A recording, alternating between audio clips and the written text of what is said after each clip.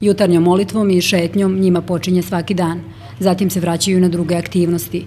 U ovom rehabilitacionom centru trenutno ih je 11 i svi su heroinski zavisnici. Bez telefona, uz ograničen broj cigareta. Ipak, lepo im je kažu. Slobodan će u aprilu napuniti 19 godina. Mašta da se izleči i da ga majka odvede u Pariz. Marihuanu sam počeo pušiti sa 15 godina.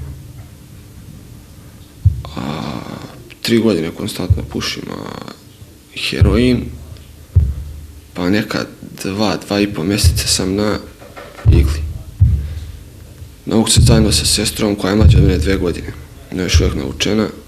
Pošto majka je došla iz Francuske, ona mi je i predložila ovo sve, završila, sad treba opet da dođe.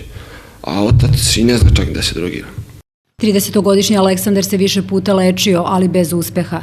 Zna da će biti teško, ali sada je čvrsto rešio, ubeđuje i sebe i nas. Volio bih da živim normalan život, život bez stresova, bez trzavica, život gde niko ne upire prstom u mene, a jedini takav život je život bez droge otprilike. To sam shvatio.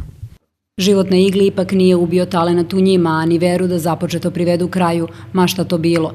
Milan možda fakultet, do kraja mu je ostalo 2 ispita i posle 5 godina napokon je ovde uzeo knjigu u ruke.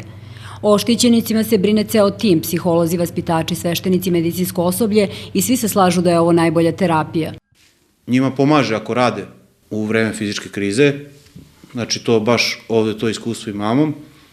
Što više rade, bolje se osjećaju. Što su više na polju, a ne u krevetu, sklupčani ili kao negde u bolnicama. Da ih odvikavaju na lekovima tako da uopšte ne osete fizičku krizu. Ovde je odvikavanje na suvo. Namera entuzijasta u Centru za oporavak zavisnika Sveti Pantelejmon je da otvore i lečilište za žene, ukoliko se ovaj program pokaže efikasnim, a pomaci su postepeni, ali vidljivi. Sa distance od 3 mjeseca mogu da budem prezadovoljan rezultatima, ali prerano je govoriti o tim krajnjim efektima, već na duži rok sigurno ima izuzetnih rezultata.